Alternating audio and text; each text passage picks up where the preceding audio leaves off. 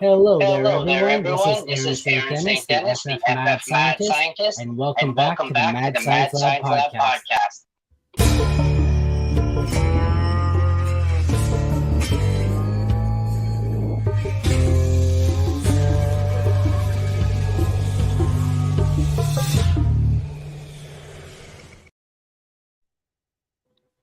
Today we are Today here with a special live edition of League Winners Mock Draft Monday. Joining me is Brendan at Big Boned FF. Brendan, thanks for joining me. It's great to have you. Thanks for having me. All right, we've had a few technical difficulties, but hopefully we got everything squared away. Might be having a few others drop into the stream at some point. Before we get started here, would you like to tell everyone where they can find you and your work? All right, on X, I'm never going to say that again. On Twitter, you can find me at BigBonedFFB. I have a Substack. It's the Fantasy Burn. YouTube and Patreon to come. So yeah, please find me and subscribe everywhere you can. All the links are in my Twitter. Are you hearing that in my background? It's been quiet all day, but without fail, the dog and the kids started right when the podcast started. Yeah, I have a dog and a bird, and they like to yell at each other, so there might be some background noise at some point. Yeah, it's been quiet all day, and then right as we're a minute and a half in, I can hear the dog going nuts in the background. So. Yeah. Today we're on sleep. So go ahead. I was going to say, any motorcycle that drives by the house, he's going to lose it. So. Oh, jeez. I hear you. Today we're going to do a 12-team, 15-round startup mock draft. Actually, not startup, but just redraft. Sorry, I misspoke. One QB, half PPR, nothing too fancy here. We're going with one QB, two RB, three wide receiver, tight end, and two flex. Nothing too crazy here. No defenses, no kickers, anything like that. We have at the 101 is BBILW. You're at the 102. Spunky 3300 is at 3. America 108 is at the 104. Pigbird Jet Fan at 105, Ryan Myers at the 106, Tanner's at the 107, Randy Buck's at the 108, Harry is at the 109, Toxamite is 110, I'm 111, and Jack Buddy A is 112. So I guess we will fire it up and get going. Woo! Pigbird Jet Fan, here's your echo. How does he? Yeah, so that's good. That's not good.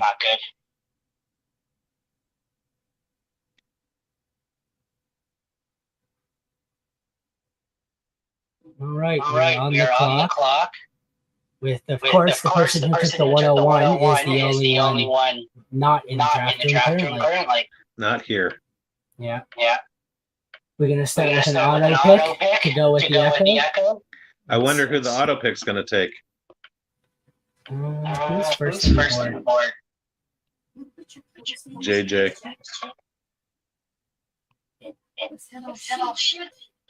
Can you hear them in the background? My kid arguing about the dog. Sorry about that. Looks like we're about to time out on our first pick. Come on! We got Justin Jefferson. Then we're following that up with Christian McCaffrey, Jamar Chase. And America is on the clock. She's here. I'm going to unplug this and see if we can get it going anyways.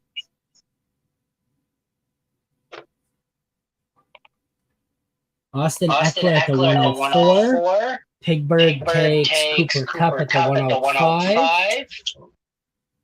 It's making a nice little mosaic for us.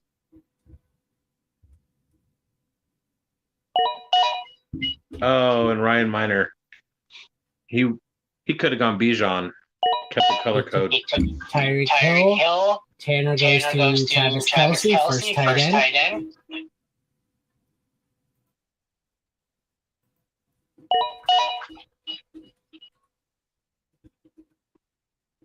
I've been so focused on Scott Fishbowl and the Mirror League. That's the latest I've seen Kelce go in like a month. Yeah, you get used to it after a while. Randy takes Bijan.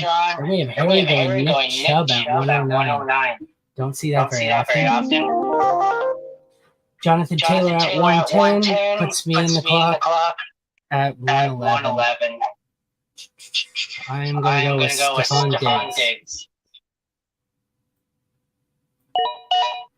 Derrick Henry at the 112 to close out round 1. Followed up by Garrett Wilson at the 201. I am back on the clock with Diggs. I am going to take Saquon Barkley. I was going to say, I don't know about all these contract situations. Him and Jacobs, it's scary, but yeah, I couldn't pass on the value. Falling to the 14th pick is fantastic. I was taking him in the 3rd round last year. Let's see. Sorry, go ahead. Barkley and Devontae won me a couple leagues because they were. I was taking them in the 3rd and 4th rounds. We have AJ Brown, Devontae Adams, CeeDee Lamb, and Amon-Ra St. Brown. Sorry, guys, we're struggling here. I am having some form of technical issue, and I can't figure out why. Not sure what the issue is, but I know about the echo. Tony Pollard at the 207. Jalen Waddle at the 208.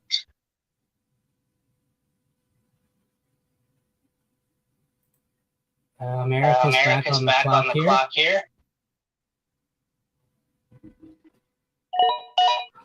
T. Higgins at the 209. Our first QB goes off the board at 210. Patrick Mahomes the Spunky. You take Josh Jacob. Then we have the auto drafter takes Jalen and Breece Hall. You're back up, and you take Chris Olave. Your first wide receiver. Yeah, I tend to have a fairly consistent redraft strategy, especially in single quarterback leagues. When I'll play public leagues on ESPN and stuff like that, and there's so much late round value that it's hard to not stack the front with running backs and wide receivers. We have Ramondre at the 303, Hurts at 304, Andrews at 305. I was actually going to try and stack Diggs and Allen, but Barkley fell too far, and I just decided to take DK at 306, Devonta Smith at the 307. I'm trying to fix this echo here, but I don't know what the problem is.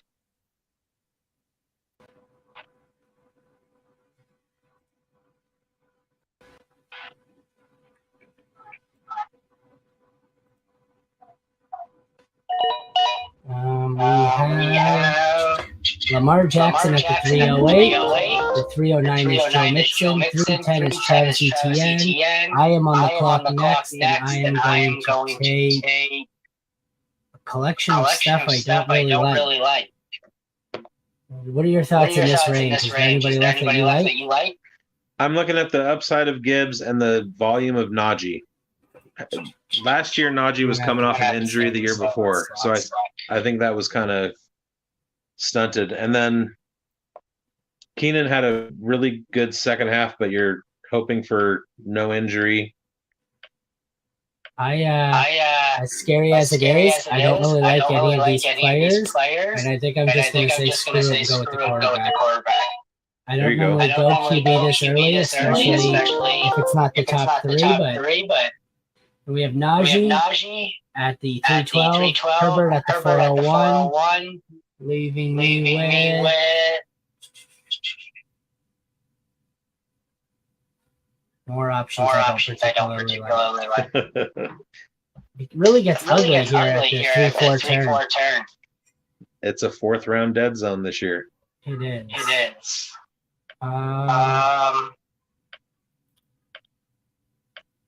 I do not like this at all. Ken Walker.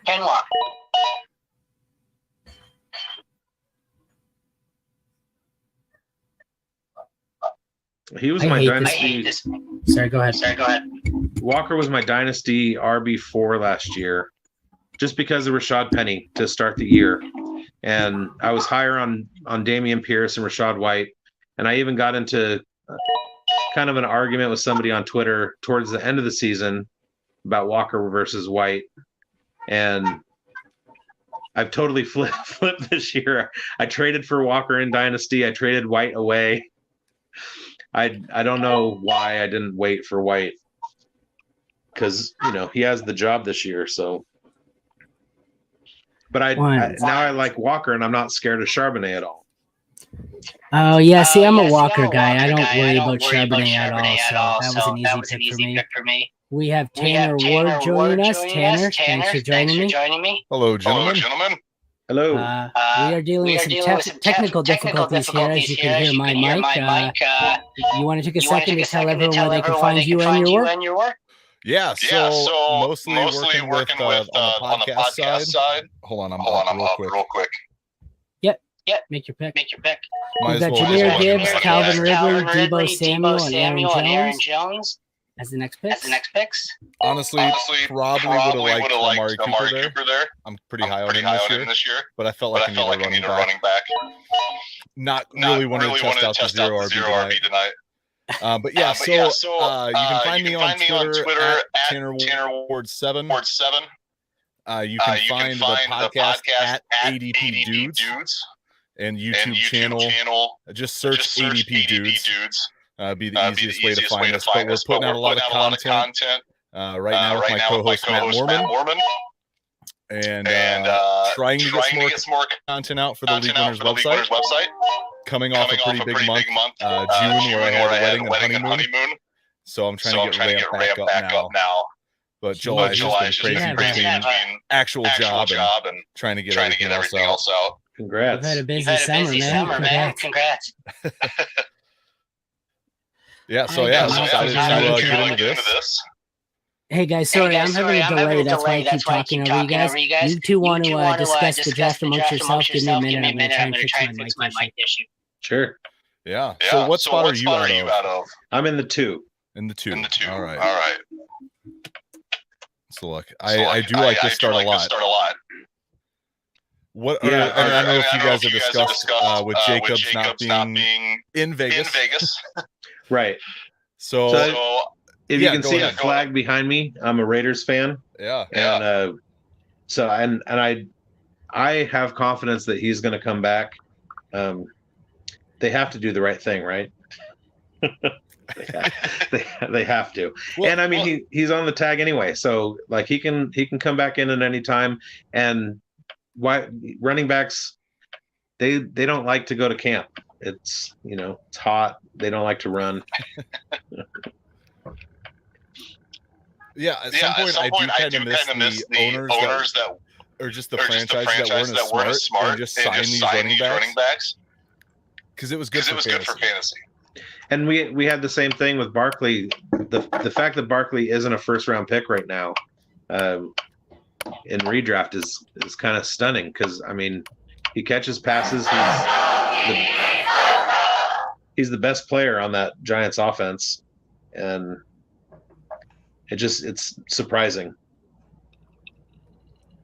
And with him falling in the second round right now, he looks like an absolute steal, especially if he comes back for week 1. Yeah, and last year I said earlier he was going in the 3rd. There we go. So if he can, build on last year, fully healthy, then he's a steal in the 2nd even. Yeah, I'm currently in the middle of a slow best ball draft right now. I was curious. I have the 106. I was curious how far Saquon was going to fall, but he still went to 110. So someone's still very confident in that one. In the fishbowl, I had him pegged with my 2nd round pick, and every mock that I did, he was there. It was either him or Chubb was there, and we go into the live draft, and then boom, my pick. Neither of them were there. So I kind of zigged and took a tight end that I didn't want. I wanted to stack running backs in that scoring system.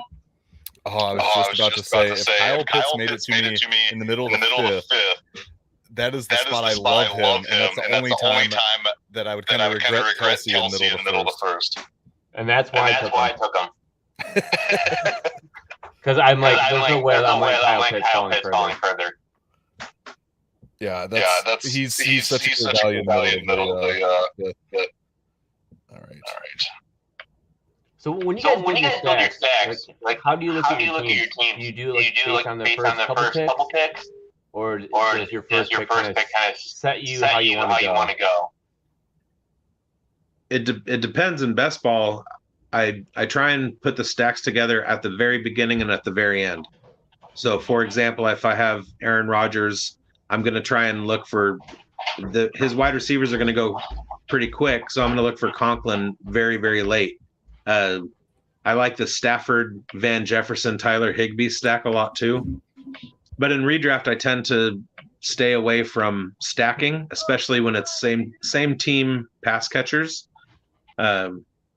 just because they eat each other up. And hey guys, are you hearing me all right with no echo, or is it still an issue? It's still an echo. Yeah, I still have an echo. It's all good. We're having fun here. Yeah, so I only really like to stack in redraft if it's a value. I don't go out of my way to stack in redraft. The best ball league that I'm drafting right now, I took Kelsey at the 106. I was kind of hoping to get Mahomes and just start the Kelsey Mahomes stacks. I've never done it before. But Mahomes did not make it back to me.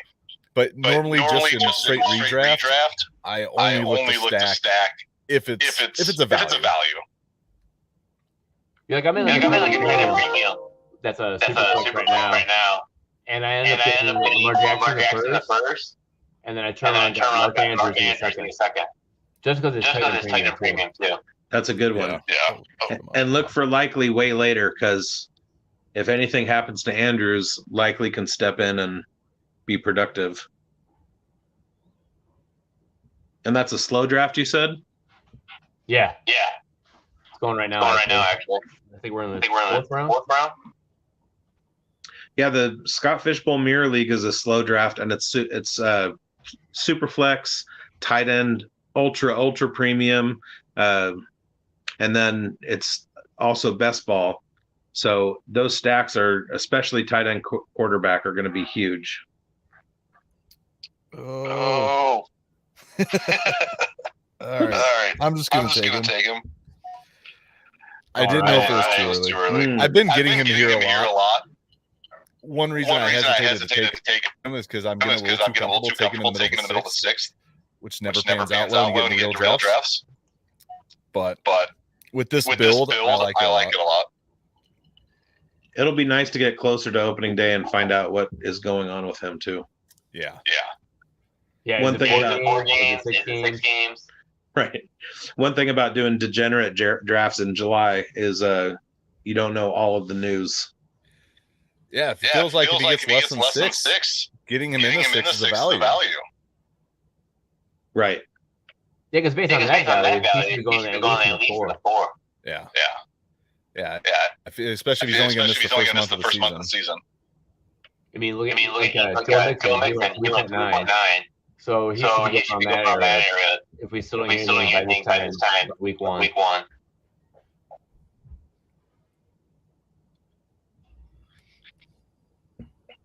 I was really debating going Swift there. What do you guys kind of think of Swift's value this year? I like him a lot. Oh, go ahead. He's in a packed running back room, and but anything happens to Rashad Penny, which is like something will happen to Rashad Penny. He's going to take over as long as he stays healthy. He burned a lot of people last year. Everybody who took him because he was healthy instead of, Christian McCaffrey, and then McCaffrey doesn't get hurt at all and DeAndre Swift does. It was kind of a reversal last year. But I like him. That's a productive offense, even if there are a lot of running backs to feed. Yeah, what happens for the first time in NFL history, we see a healthy season from Rashad Penny. And a coaching staff that likes DeAndre Swift. I hoped on it last year and it got burned, so could be an RB1 season. Absolutely. I mean, like with Penny, if the way he runs his running style, he actually can finish as RB1. But it's always health that kills him.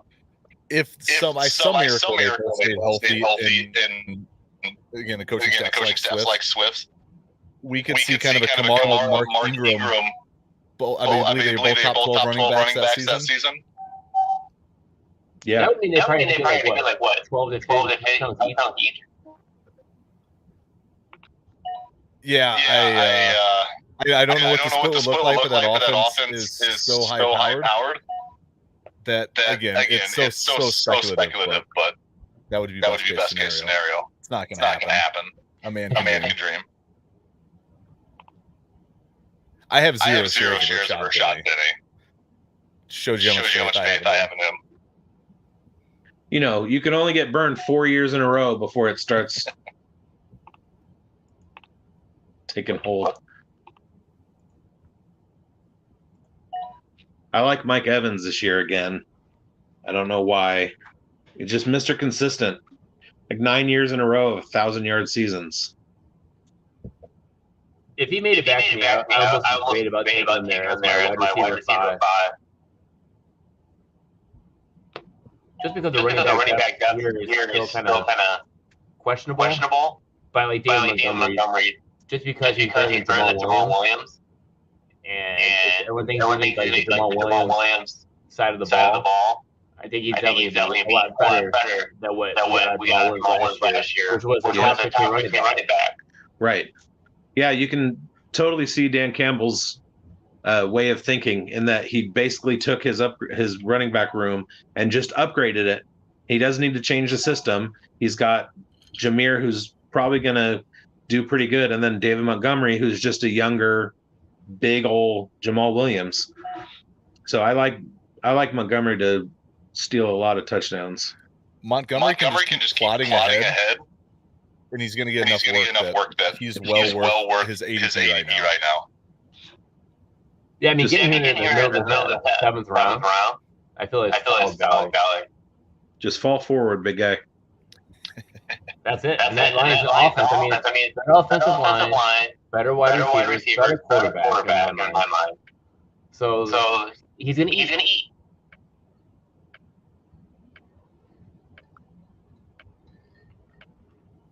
Ernst thinking deep on this one. Treylon Burks. I still like him this year. I have a Treylon Burks addiction, and I just can't kick it. I'm an Arkansas fan. That makes a little more sense. Team number 3 for me. So once I started seeing what he was doing his junior year, I was all in. Made trades to move up in the rookie draft so that I could make sure that I had him. And I like him. And then I drafted him in the fishbowl. And then here comes DeAndre Hopkins signing later on that week, which hurt. And I have him in Dynasty. And so I had to go D-Hop in this one. But I think Burks is have a couple Treylon shares in Dynasty. He's so good. It's just he's freakishly athletic for his size, and his yak is off the charts. He burned Alabama NFL cornerbacks. He torched them. So I had confidence in him coming out. He just wound up in a bad situation. Oh yes, I'm so excited for this pick. Oh, scared me on that one. I saw the red one. I was like, oh man. But I got my quarterback now. I feel better. Yep. Shameless plug, but if anyone saw the sleeper breakout and bust article just on the league winners, Chu is my guy. I mean, he wasn't one of the most efficient quarterbacks last year outside of the injury. So I like him too. Especially getting here, that's solid. So when I did the projections, I basically kept his attempts per game for the 11 healthy games he had last year. His yards per attempt were 8.9, led the league. I dropped that a full yard, and I dropped his touchdown rate a full point. And even with that, it paces him over 4,500 yards and 30 touchdowns.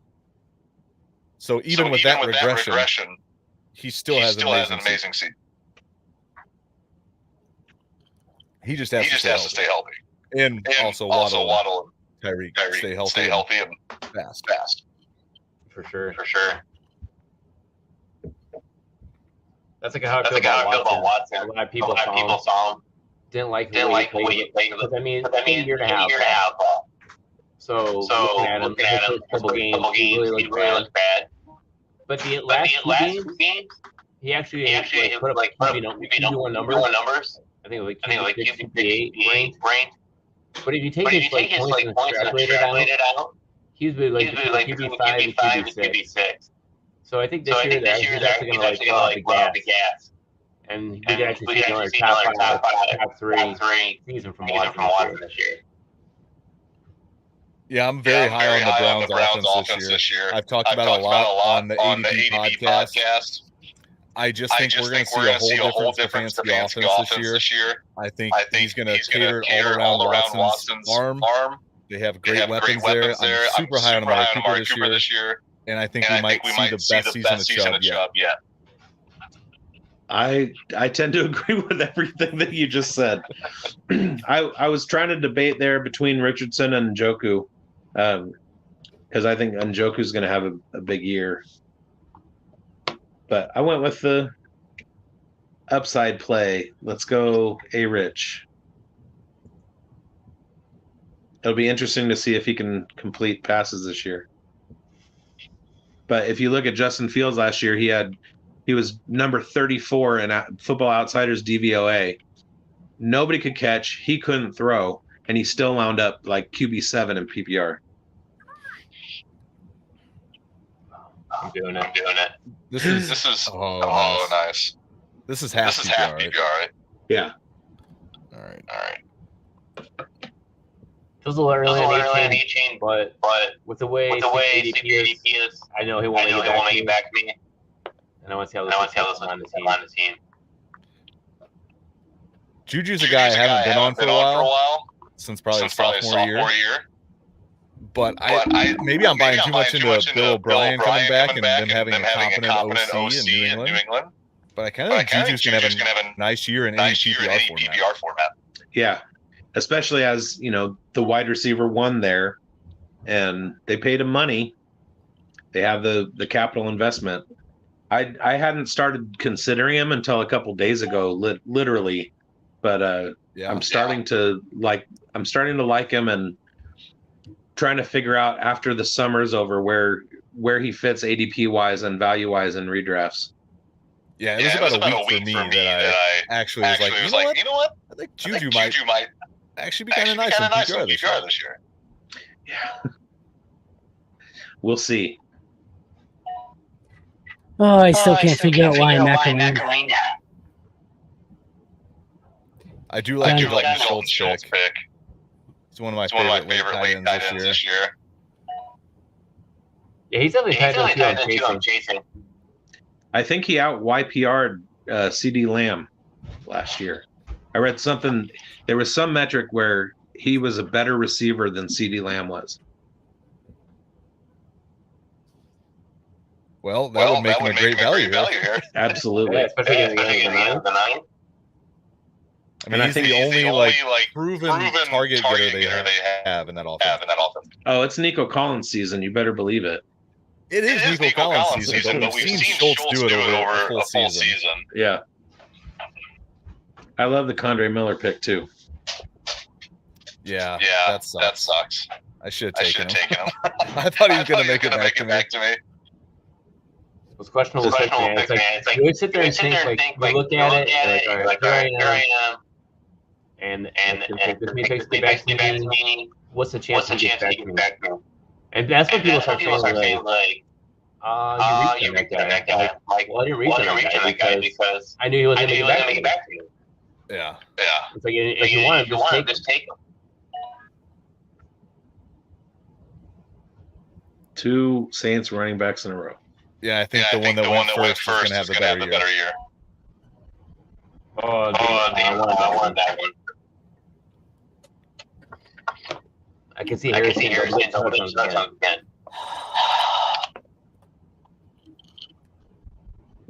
Josh Allen wasn't that great. He had what, 8 fumbles? And only lost 2 of them, but still. Almost had 20 turnovers in total. So I think Damien Harris has the A-line running back in him. So 10, 12 touchdowns here. That's what made Allen so good in the Fishbowl, is there were no negative scoring points, basically. So any fumbles, any interceptions, you just write those off. And so putting his 2022 numbers into the Fishbowl scoring, he was the QB1 and ready to go this year.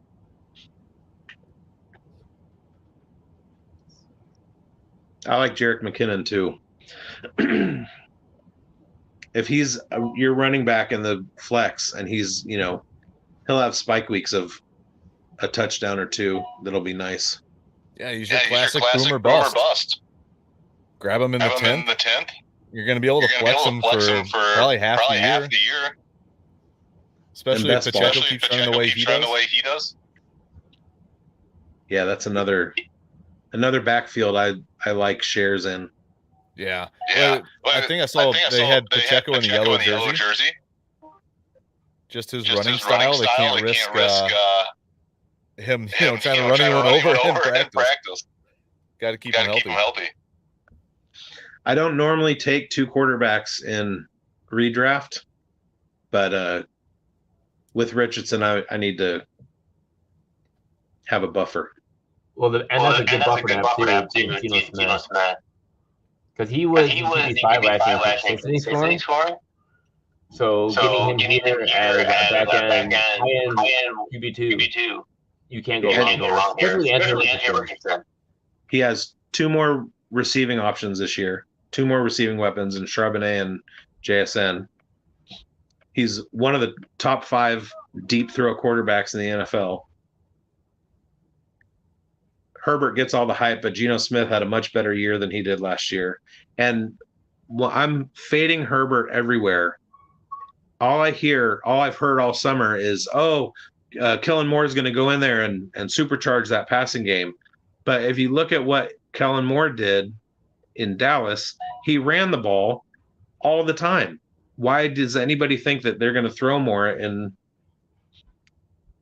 the Chargers offense? I don't get that. So there's quarterbacks who are better that don't have as much hype, and I'm tending to find myself taking them and not Herbert. Yeah, but Herbert also broke his wrist last year. And those first 2 games, he had 6 touchdowns right off the bat. So he was showing value. Right. When he got his QB3. And then after those ribs started bothering him. That's when you see a separate taking the crop. I'm not saying he's not good. I'm just saying the Kellen Moore addition that's not anything that has put him over the top for me. I think it has put him over the top for me. I think his ADOT's going back up. I do think they're I don't know if their pass attempts necessarily go up, but they were towards the top of the league anyways. I don't really see him going down. And I think Mike McCarthy has as much to say about how much they run the ball, not necessarily the plays, but definitely how much volume there is. And so I think Kellen Moore is going to be a perfect fit with Herbert.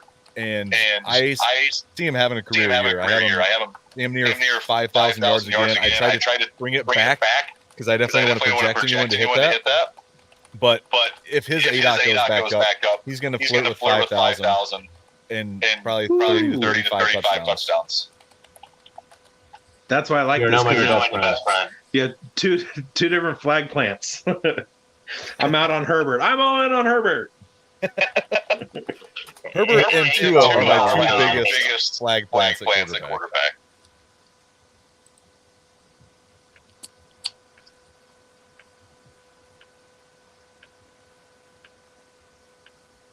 The awkward silence.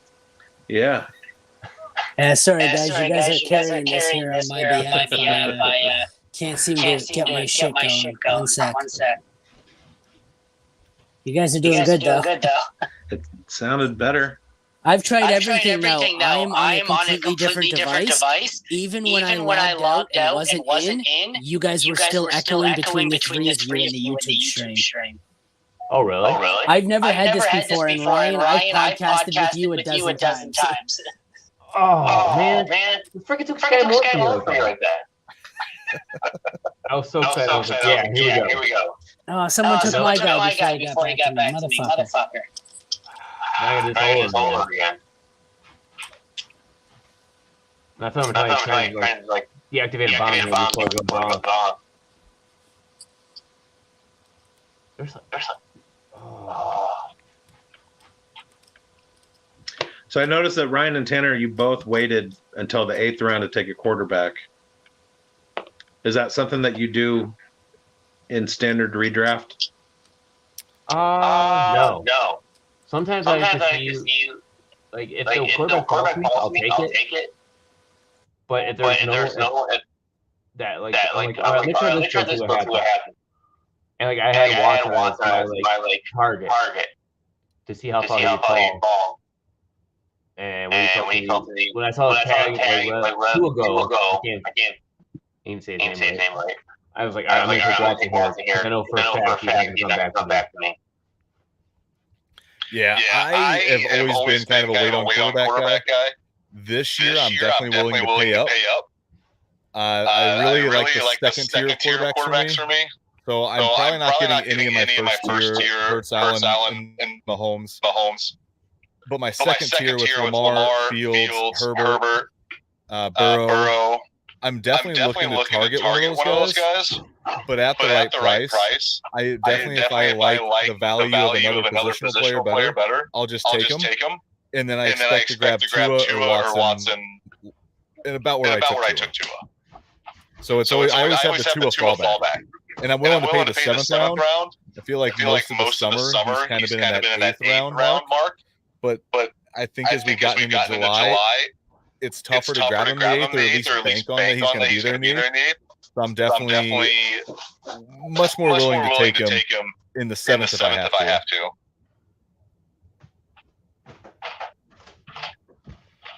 Yeah, I tend to stick hard and fast with the first 8 rounds. I just go running back and wide receiver. Yeah, I definitely like all these to try different strategies. I did a 0 RB the other night. I've done the robust strategy several times. Especially in May, we did a best ball draft. I think I started running back. Tonight, I kind of wanted to try the hero RB, but then Kamara was there. So I don't know. I'm definitely finding myself drafting a lot of wide receivers in the second round. So it all depends on who's there in the first round for me. So I'm really trying to Kelsey draft now. But yeah, I've started a lot running back, wide receiver, depending on who's there. I do the same thing. I just started the more like wide receiver. Unless Kelsey's there, then I'll go him in the first round. But if I don't get Kelsey first round, like I take Tyreek Hill. Because I was like, I don't want to have him over Kelsey based on the points. But then like I got Pollard. So then like my target is after Mark Andrews for tight end. And if I don't get him, then I just put tight end all over the end. Except for today when Pitts went to the 5th.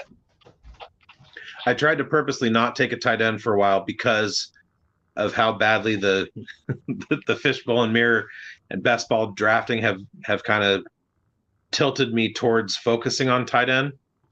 There's a really great article on RotoViz about a 3 tight end build in best ball when there's a tight end premium where you're taking 3 of the top 5 tight ends like as early as you can. And the guy that wrote it wound up winning best ball tournaments and making a ton of money from it. So with the Mirror League, that's what I tried to do, and looks like it's going to be pretty good. The main crux of that is towards the end of the year in the playoffs in week 17, you have such a unique build that nobody else is taking that many tight ends. And if they're all in the flex spots and they're all getting that tight end premium, it can work out pretty well. So I've been studying tight ends for the last month, and now I'm like, okay, redraft is different. I tend to wait for the last 1, 2, or 3 rounds before I take my tight end because I stream. And so I wanted to get back into that and avoid that for this one. I guess it'll irritate with the stream side. Because it's like, if I don't have that tight end this week, what am I going to do next week? You're kind of praying ahead. And then the waiver wire sometimes screws you. Because that guy, like one pick ahead of you gets it. Or has 2 or 3 more dollars that it irritates me every week. I'm like, man, because now I'm starting to like, Taysom Hill and hope for prayer. Taysom Hill's a good streamer.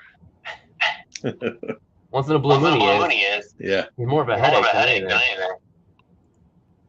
Hand up, I just realized right before I went on the clock, I honestly, because the screen's down in the first round not showing, I forgot I took Kelsey when I took Dulcich.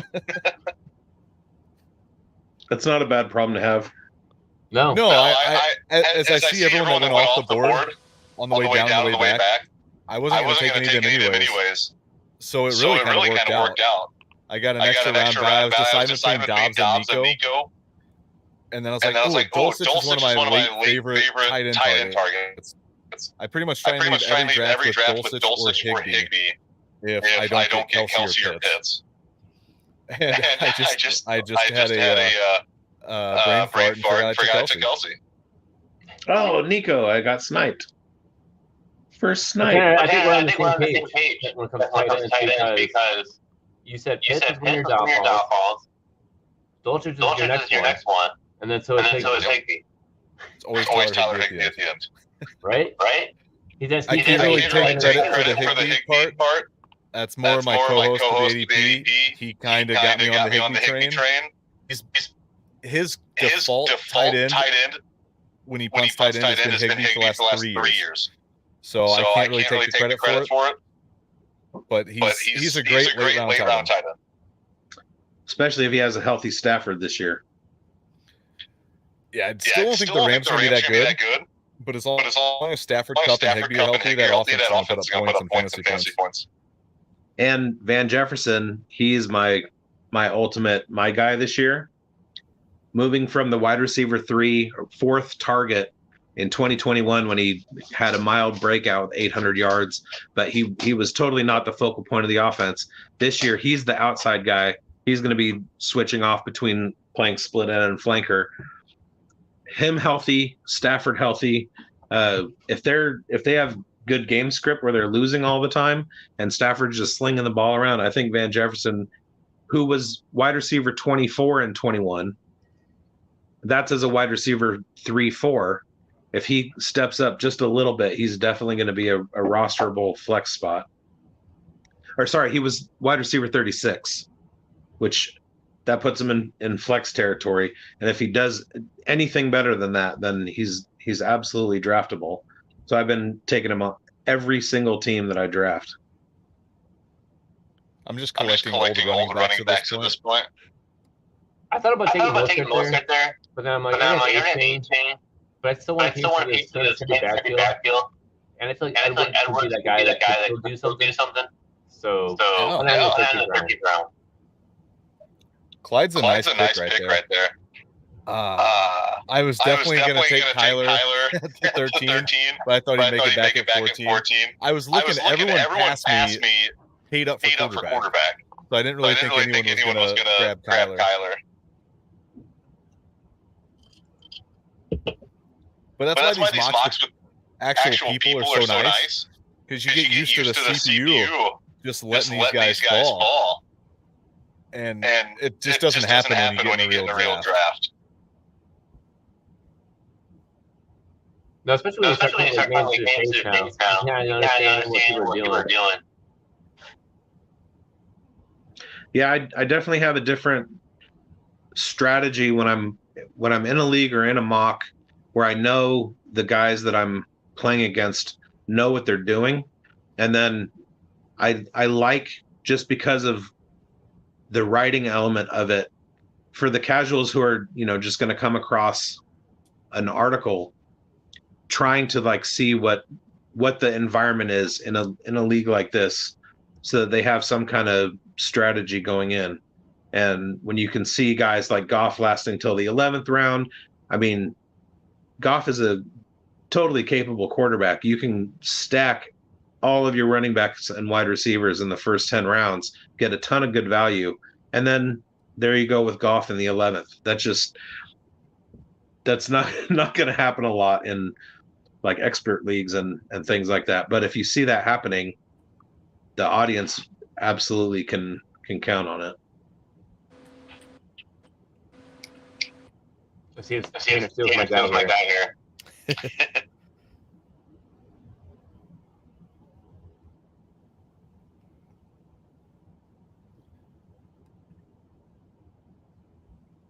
We're waiting. And it's nice to see too, because like I don't know if you guys just thought podcast, but people are like, in one QB league, I'm only gonna take one quarterback. But it's like you get in most drafts, and it's like how often can you say like, oh man, I got past that quarterback because it's a one quarterback league. It's like you don't do that. That's why here I go with Matthew Stafford. There you go. Last year he was QB 32. You're part of that. Everyone was healthy. QB 5. Pairing with Watson, I feel it's a solid move. Absolutely. Yeah, if you're going to take a second quarterback, Stafford or your second to last pick is a great buy.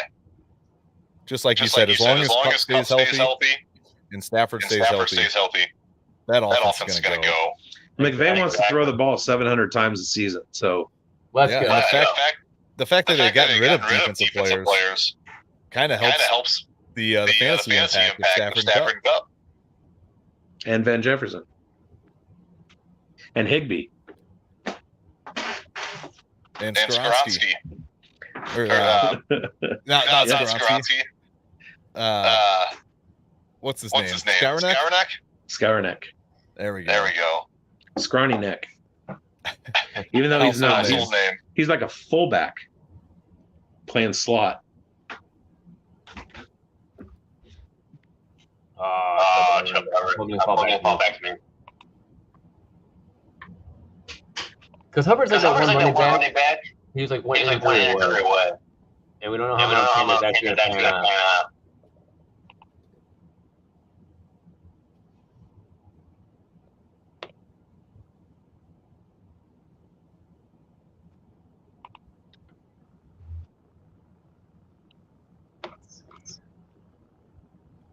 Oh.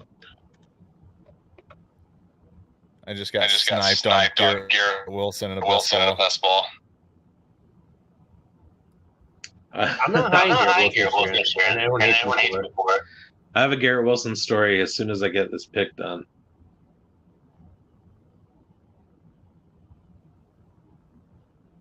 I guess I have some time. So I did a dynasty startup last night, and I took the rankings from a specific place because I wanted to be able to talk about it later. And I was hard and fast. Whoever's highest on the board in my queue, that's who I'm gonna take, period. And I was trying to deal with my mic for our draft, and I was distracted. So the first round goes down. I have the 10th pick. First top of my board is CeeDee Lamb. I just clicked it, kept messing with my mic. Second pick comes around. I'm looking more, wound up taking AJ Brown. And then a couple rounds later, in the third round, I look at my board and it was a guy I didn't like. So I went totally away from my strategy in the third round. I didn't last 3 rounds and took Jahmyr Gibbs. Well, I start talking about it in our broadcast and I look back up and Dynasty Startup, I had the 10. I take CeeDee Lamb, Bijan goes 12. Coming back around, I take AJ Brown, Garrett Wilson goes the next pick after me. And I was like, if I had been paying attention, I would have started that dynasty with Bijan and Garrett Wilson. And I was so mad at myself. I like Garrett Wilson a lot. I think he's gonna have a huge year. Aaron's gonna love him. Yeah, I definitely am buying as much Garrett Wilson as I can this year. But this was definitely a fun draft, guys. Absolutely. It was a lot of fun. And Bryce Young is Mr. Irrelevant. All right, guys. I know we've been struggling through some terrible technical difficulties. Hopefully, I'll have it fixed for next week. Starting with Brendan, you guys want to go one by one and just promote yourself quickly before I painfully wrap this up? Sure. At Big Boned FFB on Twitter, and look on Substack. Try and find the Fantasy Burn. I'll have Patreon and YouTube up and running pretty soon. Yeah, you can find me on Twitter at TannerWood7. The podcast at ADP Dudes. Letters ADP Dudes. Same thing. To search for us on YouTube. Getting a lot of shorts out there, and just kind of shorter episodes for everybody. And yeah, that's all I have to promote. And you can find me on Twitter, Ryan _FFB. You can find my work over at Faceoff Sports Network, FFFaceoff.com. And I also do a podcast, Beer Fuel Fantasy Football, which is usually on Thursdays, but during the summer we kind of rotate. So put on training notifications, 9 p.m. Eastern Standard Time, you can find us. All right, everyone. Thanks for joining us for tonight's mock draft. Thanks to Brendan, Ryan, and Tanner for carrying me through the show as I had some crappy issue with my computer here. Once again, I'm Aaron St. Dennis, the FF Mad Scientist, and this has been a technical plague issue episode of the Mad Science Lab podcast. Tune in next time, where hopefully I have it all sorted out for our next mock draft. Again, guys, thanks for carrying me through the show. I have no clue what the hell was the problem, but you guys did great without me. It's like you didn't even need me. Thanks everyone for tuning in. Thanks guys for carrying me. Have a good night. Thank you, Aaron. Thanks, Aaron.